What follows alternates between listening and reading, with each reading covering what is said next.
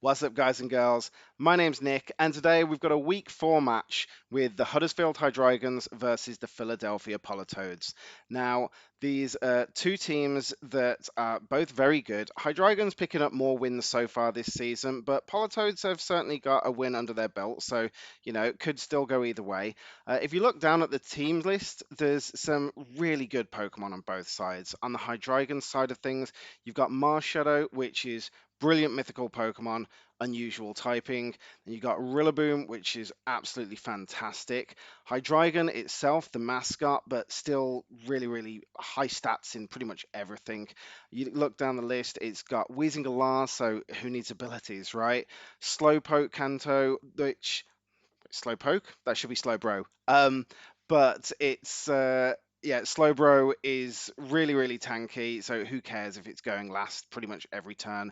But then you've got Sneasel with the fake out, and they've just swapped in Wartortle as well, which is a great follow me user, also knows fake out itself, and holds Eviolite really, really well. On the other side of the coin, you've got the Politoads. They're headed up Volcanion, another mythical Pokemon with yet again more unusual typing of the fire and water. Dragapult, which is just super fast and super, super strong. You got Ferrothorn, which never dies. Weather Control with Politoed. All around, this team is looking up good. Dubwall is just tanky as anything. You can get set Cotton Guard on that thing. It gets body press as well. So like, there's a lot that Dubwall can do. I know it stumped me last season. Nidoking as well, which I believe it's Sheer Force the ability, just puts out huge, huge damage. And they've also just swapped in Rabombi, which is masses of speed control, and it's got a lot of special power behind it as well. Granted, it's kind of flimsy, but all you need to do is stick a focus sash on it. Look, I think this is going to be a good matchup. Let's hop in, see how it plays out. Right then. So, team selection. You can see that Jake with the Hydreigons, bringing pretty much what you'd expect with the Marshadow and the Rillaboom. Magnezone as well, Wheezing, and then the Golbat, probably there for something like a Tailwind. The Slowbro coming in, great. So you've got both the Slowbro, the Wheezing, and the Magnezone. They're going to be really tanky to get through for Kanto. Kanto, on the other hand, with the Politoeds, bringing the aforementioned Politoed, Dragapult, Volcanion, Persian, which is a great D tier, got a lot of utility in it, that Nidoking, and the new Ribombee. So it's going to be interesting to see what they bring, like what's going to have what items. Dragapult can be a little flimsy at times, especially against something that's going to hit as hard as that Marshadow. The Rillaboom, on the other hand, is really possibly going to struggle against the Volcanium with the firepower that thing can put out, as well as the Nidoking as well, that can do obviously the poison side of things. Like, I think that this could be interesting. You could see the Eviolite there on the Golbat, so it's going to be tanky. Life Orb on the Wheezing, that's quite an interesting choice, though. Okay, what are the leads that they are going for? Because Jake picked really quick, and I did not get a chance to see.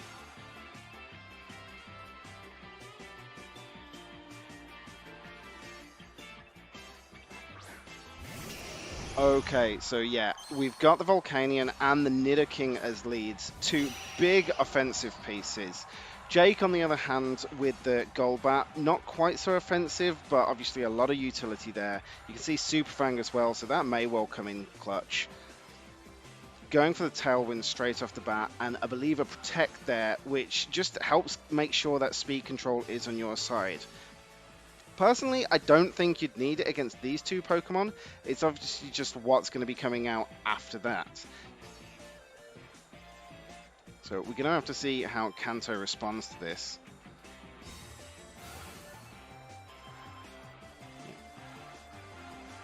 Going for the Protect, the Ice Beam from the Nidoking, and that does huge damage to a Pokemon with Eviolite. Especially without Stab, that sheer force you can really see coming through on Nidoking. Steam Eruption though, yeah, going into the Protect. So, not a bad move from Jake there.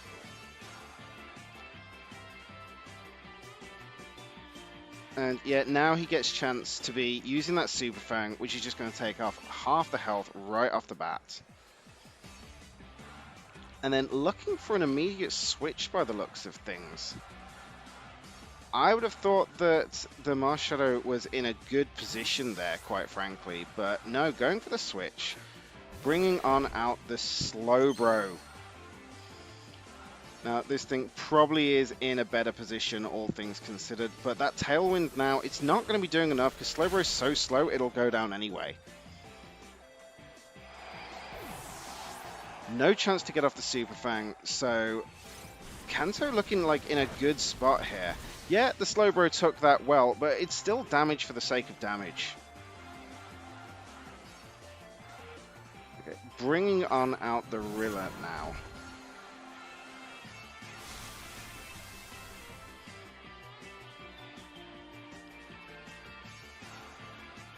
And we have the Grassy Surge, which obviously Grassy Glide's going to be great, but it's not going to be super effective for the thing. Going for the high horsepower instead. And that Scold, now that may well do a fair chunk of damage.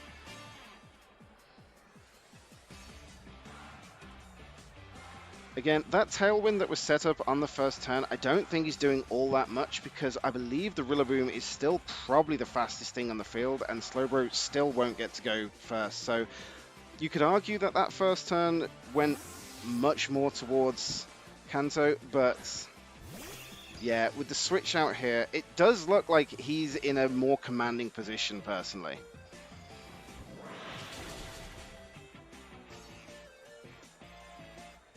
How much is this going to do? And it's not quite half. Heat Wave completely taking that Rillaboom down.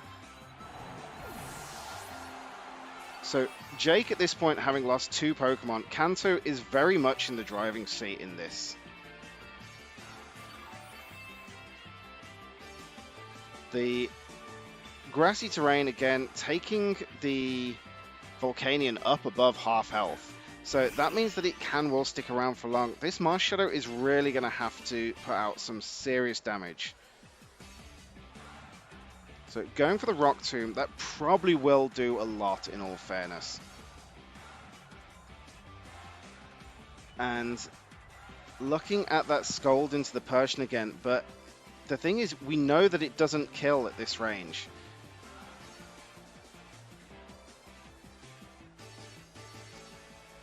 Going for the Psychic into the Volcanion, looking obviously to guarantee that kill, but a Fake Out nonetheless. This Rock Tomb doesn't take it out, which has got to be really disappointing from Jake's other things. Steam Eruption doing well over half, and with the burn as well. This one is all but wrapped up at this point. Yes, the Volcanion does probably die to another Rock Tomb, even with the burn. But all the same, looking for what's still yet to come with the Nidoking and whatever else, because we haven't even seen the 4th Pokemon yet. I don't know how Jake can pull this one back.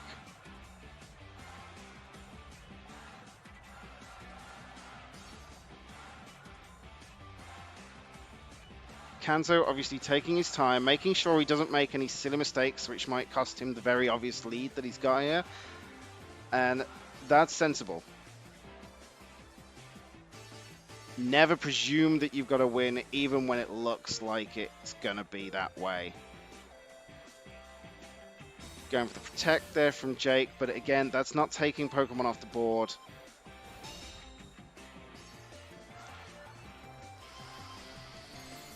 And the Icy Wind not doing a lot to the Slowbro, all things considered. Speed dropping doesn't do a lot, but Heat Wave at least hits both, so the Protect isn't saving Jake completely here. But that Slowbro does seem to take an absolute beating. Psychic coming in to pick up the KO on Volcanion, but this now allows Kanto to readjust for free.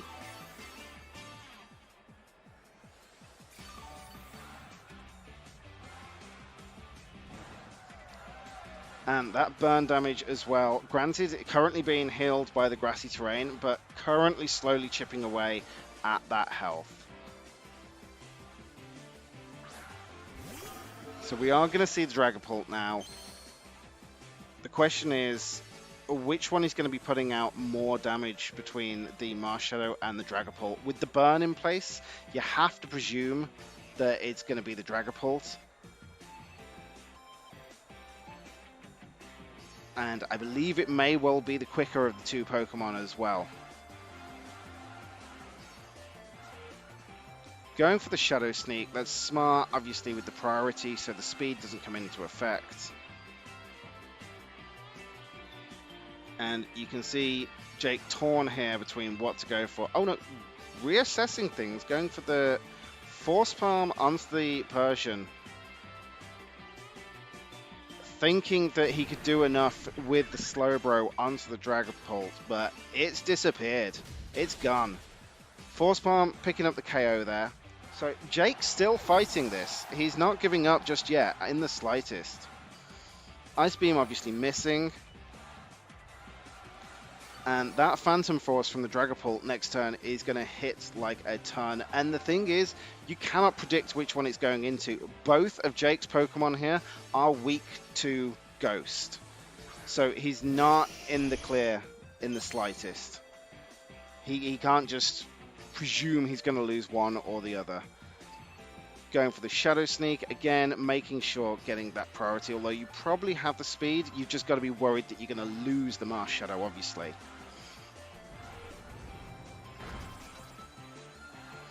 Reasonable damage, nothing amazing.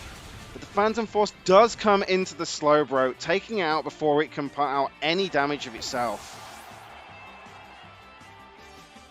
And then an Earth Power from this Nidoking is going to be plenty enough to pick up the KO. So that's game one in the books, going to Kanto with a 2-0 win. Very well played. And so you can see adjustments made for game two. The Golbat has gone bye-byes from Jake's side, and he's bringing in the Hydreigon instead. Bringing that mascot power to really show what he can do. Obviously, still undecided about what to bring and what not to bring. No changes from Kanto and the Politoeds, though.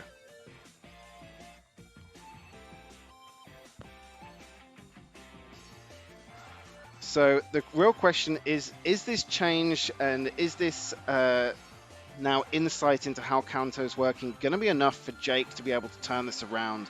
He can't afford to lose this one. He really needs to pull it back. Has to gain that momentum quickly, and he can't afford to be taking any unnecessary losses. From Kanto's side of things, obviously he's seen that the Marshadow can put out a lot of damage even when it is burned. But he now knows that he's, quick enough with that Phantom Force. He knows it does a lot, particularly against that Slowbro, which can be very, very tanky. How can he use this to his advantage?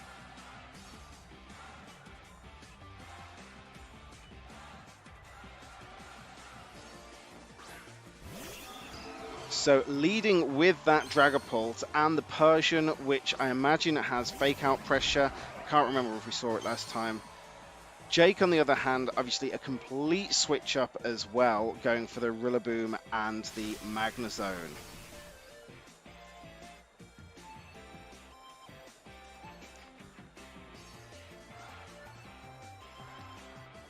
All right then, so looking between the moves, personally, I think the knockoff would be good there, but no, he's looking straight for a switch potentially.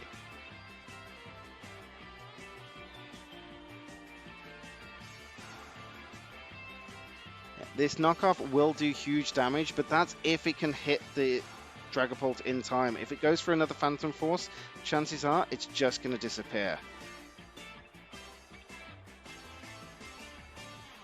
And then the Magnezone going into the Persian. That makes sense. Fake Out anyway, so no chance for the Rillaboom to do anything. And there goes the Dragapult, once again disappearing. Thunderbolt comes out and does pick up a lot of damage onto that Persian. Not enough to kill it, but enough to put it in range of pretty much anything. In particular, a Grassy Glide from Rilla would almost certainly kill it. Now Rillaboom going for that knockoff. Obviously looking for when the Dragapult reappears to be picking up the hopeful KO, I can only imagine that. And that's a lot, but Rilla's still going to have a chance to have it shot itself. Icy Wind comes in, slowing it down, but I don't think that's going to matter here. I think the Persian and the Dragapult were probably quicker Pokemon anyway. And that knockoff. Huge damage, but not a KO. And that was Citrus Berry. So, not a Focus Sash hold on or anything. That was just a natural survival. However, it is probably very close to being in range of a Grassy Glide, which, yeah, that's what Jake's going for. The question is, can Kanto recognize that this is a danger here? Magnezone going back into Persian. We know this will kill. We've seen that it does enough damage to pick up that KO. A Protect, though, smart, wasting the turn of the Rillaboom, which means this Persian's going to get another free shot off before it goes down. And Icy Wind, again, the speed isn't that important, but it does bring Rillaboom down into range of pretty much anything at this point.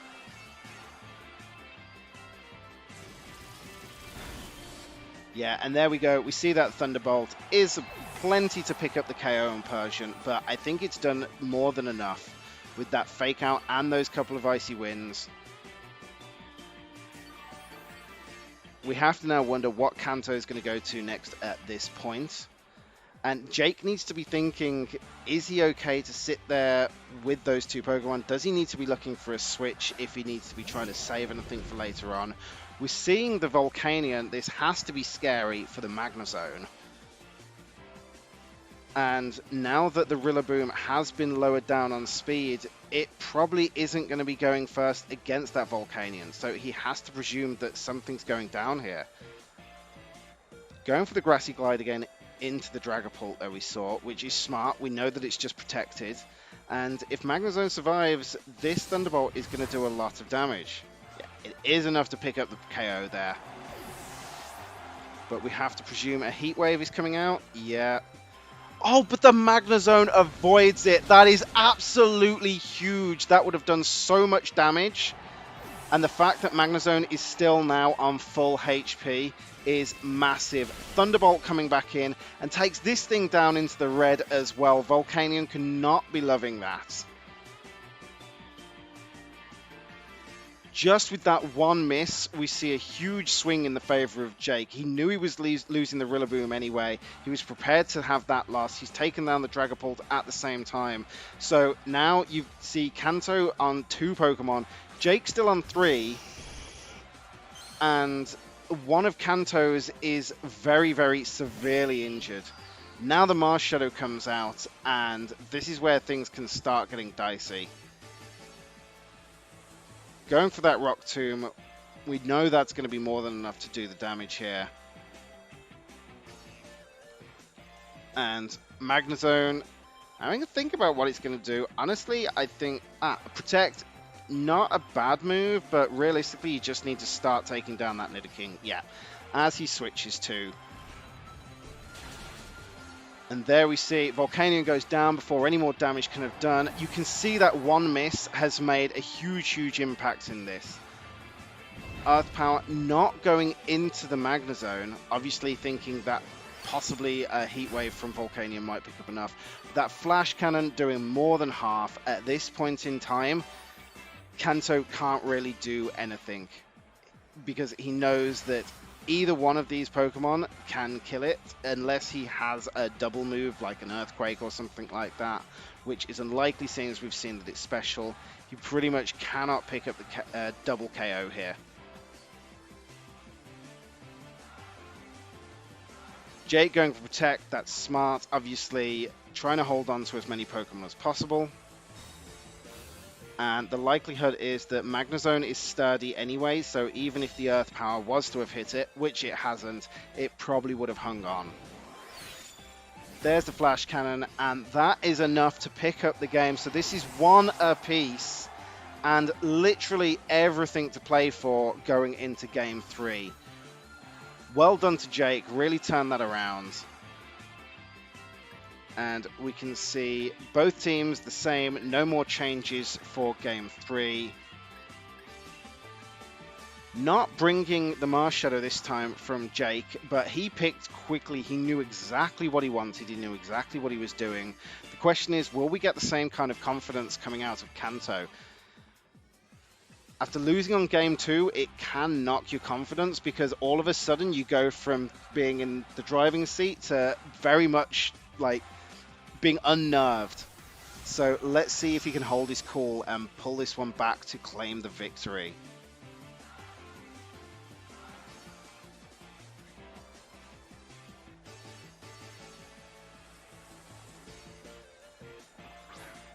Okay, leading with the Volcanian Persian again, which did so much work for him at the beginning of the previous game. I don't hate this play in the slightest. Obviously, Jake changing things up and bringing the Hydreigon though.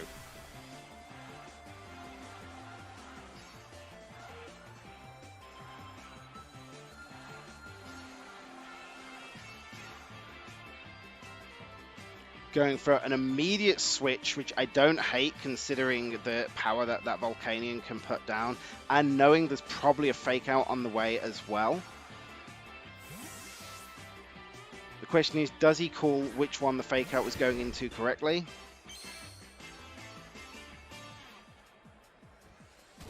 No, so Kanto predicts that, well, doesn't necessarily predict the switch, but gets the fake out on the better target. However, that heat wave is not doing a huge amount. The crit, though, on the Hydreigon does mean that it's bigger damage, but it's still resisted and taken very well.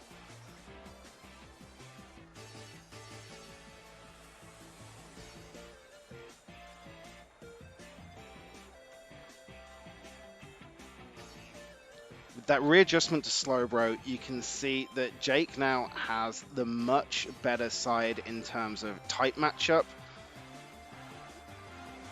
The Volcanion not actually in that great a spot. Now, we may see some icy winds coming out of that Persian to lower the speed on the Hydreigon, but the problem is that Volcanion is naturally not that quick, so I don't even think one icy wind is likely to do it.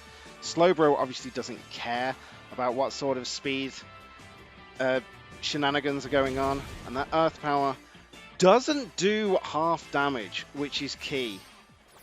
Going for a Power Gem instead, forgetting that speed control. And between the two of them, putting down decent damage, but not enough for the kill. Hydreigon is going to get to go first again, as we've just seen from this turn. And the thing is, it probably is enough to now pick up the KO on Volcanion.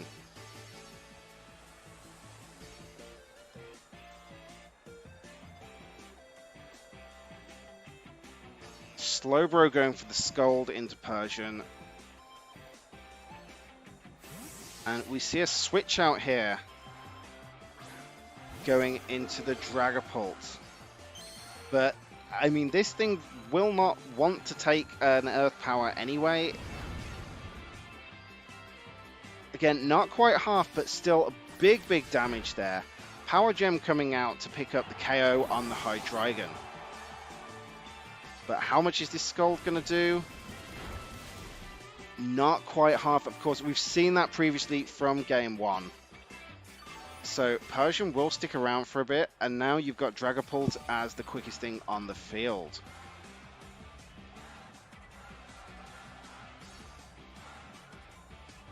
So going into the Magna Zone, Jake foregoing all forms of requiring any sort of speed control. And we know that that Dragapult can put down a lot of damage with the Phantom Force, particularly on the Slowbro. We saw that again in game 1. Not quite from full health, so whether it can pick up a full KO, I'm not sure, but obviously the Persian is going to have a chance to act. The question is, can Jake correctly identify that chances are he's not going to get any attacks on this Dragapult? Yeah, there it goes. Phantom Force, it's disappeared. Going for the taunt onto the Magnezone. That is an interesting choice, because we haven't seen it using any moves like that previously. But the Flash Cannon does ton of damage taking that down. I did not expect that to kill it in one based on how much power Slowbro has and that Scold not doing it. I thought it would at least take both. That Magnezone must be packing some real punch then.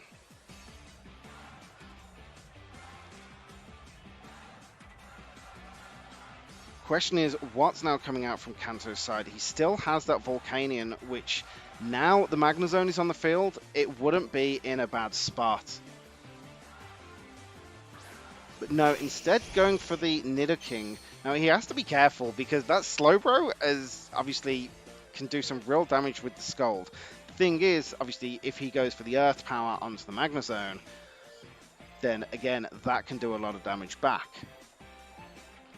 We know that the Magnezone can't protect, we've just seen the taunts, and Jake has to be in two minds about what's going on with the Phantom Force. He has to presume it's going into the Slowbro. And yeah, he's looking for that switch. Makes sense. And Magnezone looking to attack the reappearing Dragapult. So Nidoking going to get a completely free attack off this turn. Reading the attack well. That Phantom Force still doing a lot of damage to the Rillaboom though. And Earth Power taking the Magnezone down to its sturdy. Hanging on by a slither. That Flash Cannon though, oh my word, do not get in its way. That thing just ripped through the Dragapult. We've seen it destroy the Persian, we've seen it destroy the Dragapult. That is some real power there. Wow. No more grassy terrain though. Bad timing on the switch in from the Rillaboom. However, it does have Fake Out. So it doesn't need to be doing the Grassy Glide. The Heat Wave from that Volcanion though, that's pretty much going to pick up the KO on both of these if it hits. So which way is this going to go?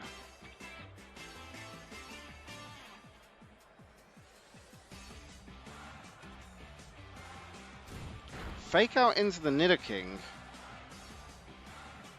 Oh, and the Magnezone is quicker than the Volcanion. Honestly, I did not think that was the case. Volcanion going down, Nidoking not getting a move this turn. This one's all but wrapped up. He can now afford to switch back out to the Slowbro. The taunt is obviously over, so can go for the Protect, which will almost certainly waste the Nidoking's turn because he's going to be wanting to pick up the KO there. Jake playing really smart in these last few turns, not wanting to lose any more Pokemon.